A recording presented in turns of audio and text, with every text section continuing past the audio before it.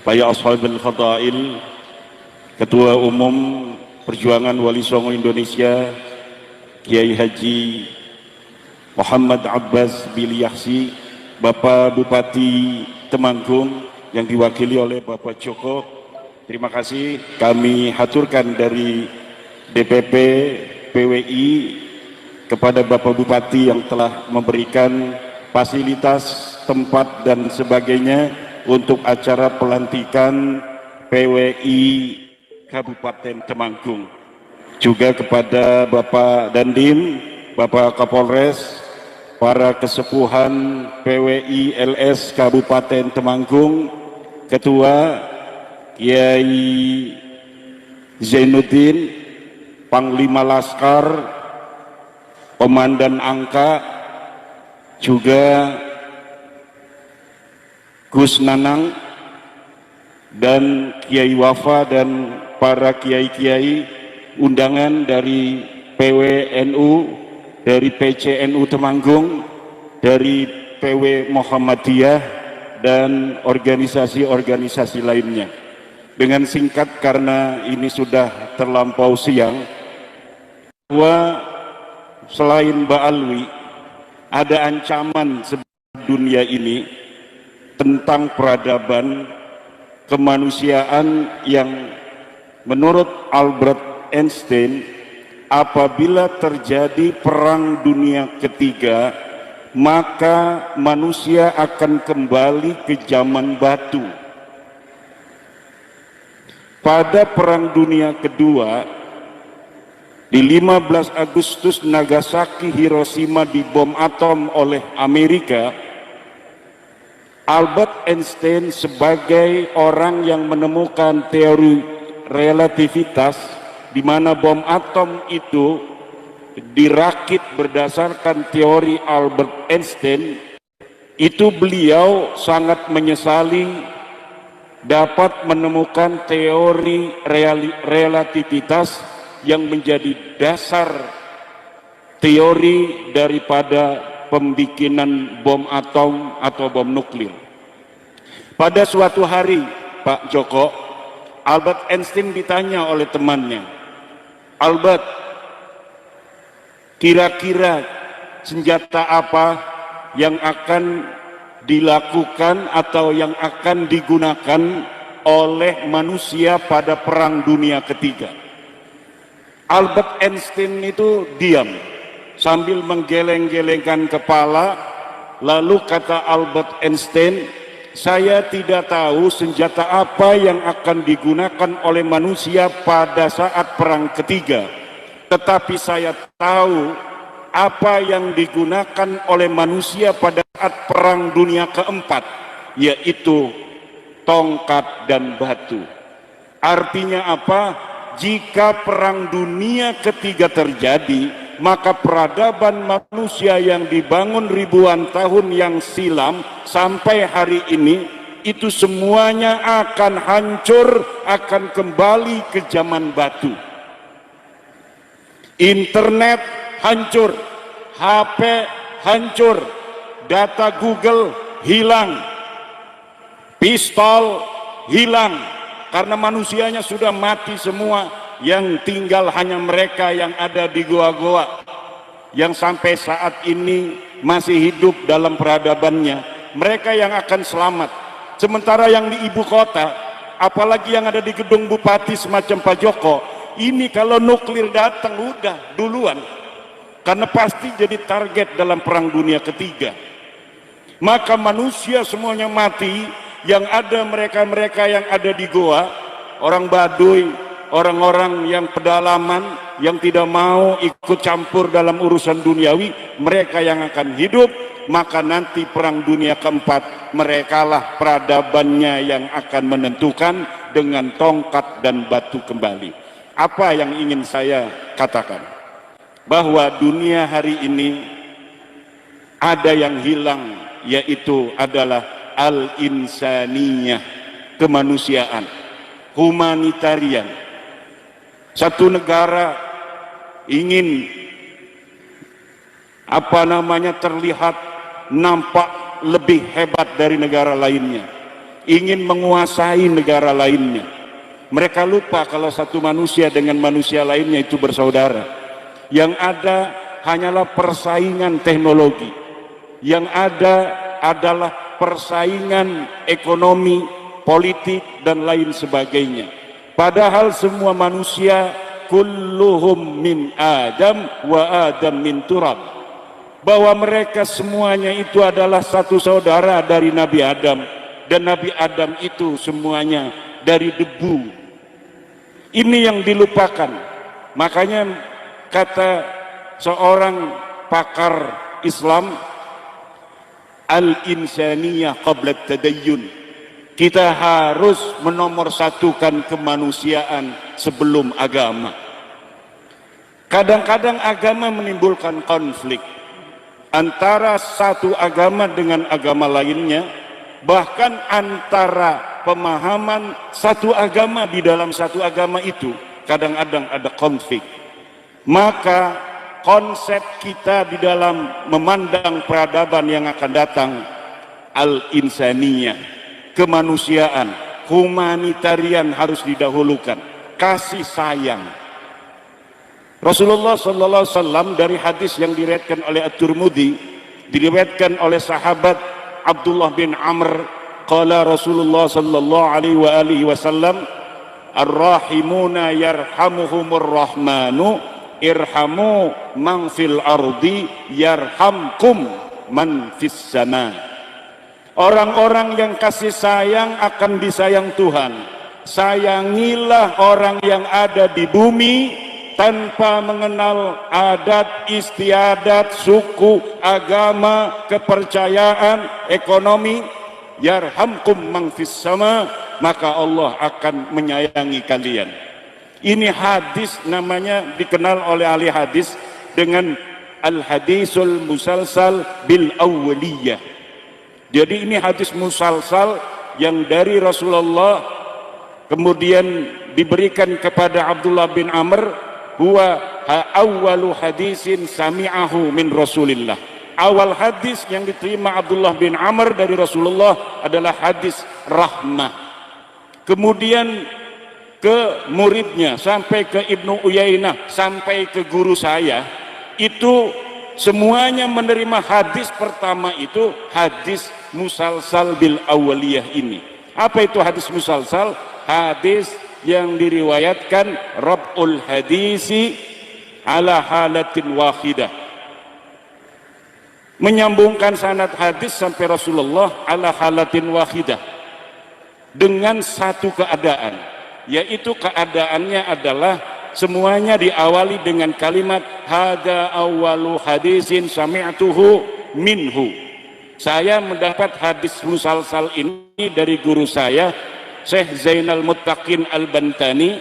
Dia mengatakan qala syaikhi summa dzakara hadzal haditsa summa qala wa hadza awwalu hadisin sami'tuhu minhu. Dia mendapatkan dari gurunya Syekh Yasin Al-Padani. Syekh Yasin Al-Padani juga mengatakan hadza awwalu hadisin sami'tuhu min syaikhi. Saya mendapatkan dua jalur hadis rahmah ini. Yang pertama tadi dari Syekh Zainal Muttaqin Al-Bantani, yang kedua dari Syekh Muhammad bin Ibrahim bin Abdul Ba'is Al-Kattani dari Iskandaria, Mesir. Saya bertemu dengan beliau, beliau mengijazahkan hadis musalsal ini kepada saya. Dia mengatakan wa hadza awwalu hadisin sami'tuhu min Syekh Abdul Hayy Al-Kattani wa huwa yaqulu hadza awwalu hadisin sami'tuhu min Syekh Abd Ahmad Al-Ghumari ila Rasulullah Muhammad sallallahu alaihi wasallam. Jadi biasanya para ahli hadis itu mendapatkan hadis pertama itu bukan tentang sholat, bukan tentang puasa, bukan tentang haji, tapi tentang rahmah, tentang kasih sayang. Apa artinya? Kita disuruh untuk saling menyayangi semua orang, termasuk PWI dibentuk ini adalah karena rahmah, karena cinta, karena kasih sayang kepada manusia yang dijadikan budak, oleh manusia lainnya yang bertentangan bukan hanya dengan insaniyah fil Islam, tetapi juga bertentangan dengan Pancasila, sila kedua, kemanusiaan yang adil dan beradab. Apa artinya kemanusiaan yang adil dan beradab ini, Gus Nanang? Artinya semua manusia harus kita pandang sama, dengan kehormatan yang sama, dengan kemuliaan yang sama. Yang beradab semuanya harus dimuliakan. Tidak boleh karena dia hanya seorang tukang es teh, kemudian orang yang banyak duitnya merasa lebih mulia dari seorang yang berdagang es teh. Betul apa tidak? Itu bukan ajaran Wali Songo. Ajaran Wali Songo berdasarkan cinta. Betul apa yang dikatakan oleh Gus Abbas tadi, bahwa kita dijajah ratusan tahun, tapi ketika penjajah itu hilang, Islam dan budaya Indonesia ini tidak hilang. Kenapa? Karena Islam dan budaya Indonesia, budaya Nusantaranya menyatu. Bahkan bahasa Belanda saja itu tidak menjadi bahasa mayoritas, kata-katanya diserap oleh bangsa Indonesia. Hanya beberapa kata dari bahasa Belanda yang tersisa. Anduk itu bahasa Belanda, hordeng itu saja. Tetapi coba lihat di Malaysia, ketika Malaysia dijajah oleh Inggris, bahasa Melayu sekarang tidak mempunyai jati diri. Kenapa? Karena bahasa Melayunya 3 kata, bahasa Inggrisnya 6 kata. Tetapi Indonesia dijajah oleh Belanda, bahasa Melayu masih bisa kena oleh bahasa Belanda, tapi bahasa Jawa sama sekali tidak bisa diinfiltrasi oleh bahasa Belanda. Bahasa Sunda tidak bisa dimasuki oleh suku kata bahasa Belanda. Bahasa Aceh, bahasa Madura, bahasa Lombok, semuanya punya bahasa daerah, dan bahasanya mereka semua tidak bisa dikalahkan oleh bahasa penjajah.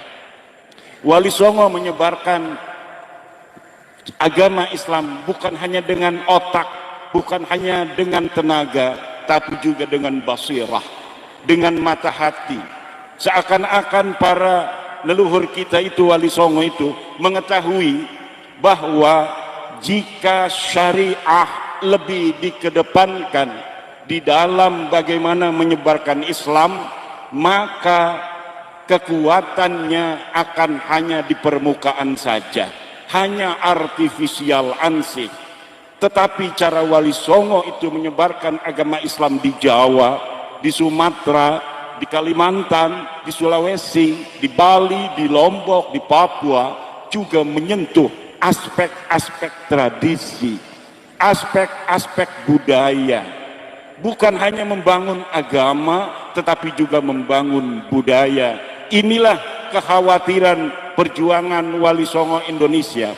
Ada hari ini bukan ajaran Wali Songo mendominasi mimbar-mimbar Wali Songo, mimbar-mimbar Rasulullah, kemudian mengajarkan Islam sebagaimana Islam yang mereka kenal tanpa cita rasa budaya sama sekali. Kalau tidak bid'ah, haram. Ada juga yang menyebarkan agama Islam hari ini dengan ajaran-ajaran kastanisasi, seakan-akan di dalam Islam itu ada kasta. Padahal Rasulullah telah mengatakan la fadla li arabiyyin ala ajamiyyin wala li ajamiyyin ala arabiyyin wala li abyada ala aswada wala li aswada ala abyada illa bittaqwa. Tidak ada keunggulan orang Arab di atas orang Ajam, tidak ada orang kulit putih kepada mereka yang berkulit hitam, atau yang berkulit hitam di atas yang berkulit putih, illa bittaqwa. Inna akramakum indallahi atqakum, sesungguhnya yang paling mulia di sisi Allah adalah orang yang paling bertakwa. Maka PWI hadiran itu, kalau nyombongan ya kita lebih baik dari orang yang hari ini merasa hebat. Dari apanya saja? Dari leluhur kita jelas. Kerajaan Salangkandagara jelas, Kerajaan Banten jelas, Kerajaan Pajajaran jelas, orangnya ada, sejarahnya ada, batu bertulisnya ada. Kerajaan Singosari jelas, kerajaannya semuanya jelas, terdata, ada. Nggak ada bukti fisik di zamannya yang dapat membuktikan keberadaan mereka. Fisik di zamannya yang dapat membuktikan keberadaan mereka. Nasab sejarah mereka ditulis 550 tahun setelahnya, kemudian dijajakan kepada kita untuk mempercayainya, dan dengan itu mereka merasa lebih tinggi dari kita. Ini masalahnya. Siapa leluhur mereka yang ikut berdarah-darah dalam perjuangan merebut kemerdekaan sebelum menyebarkan agama Islam? Kok tidak menyebarkan agama Islam, kemudian bikin-bikin makam palsu yang seakan-akan makam palsu ini yang menyebarkan agama Islam di Temanggung? Nggak bisa, Kiai Zainuddin. Kalau ada makam-makam palsu begitu, tolong lapor sama RT, walaupun ketua kabupaten lapor sama RT. Jangan kayak Madiun, gagah perkasa, main hajar saja. Akhirnya dilaporin itu saudara-saudara kita di Madiun. Lapor sama RT, lapor sama RW, lapor sama Kapolsek, lapor sama Danramil, Babinsa, bikin berita acara dengan tokoh-tokoh bahwa ini betul. Berdasarkan saksi-saksi tidak ada makam seperti ini. Tidak ada orang dulu di kampung ini bernama Habib Anu bin Yahya.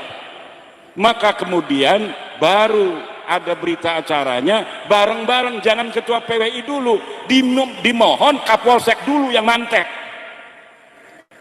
Silahkan demi kehormatan Bapak Kapolsek untuk memantek terlebih dahulu.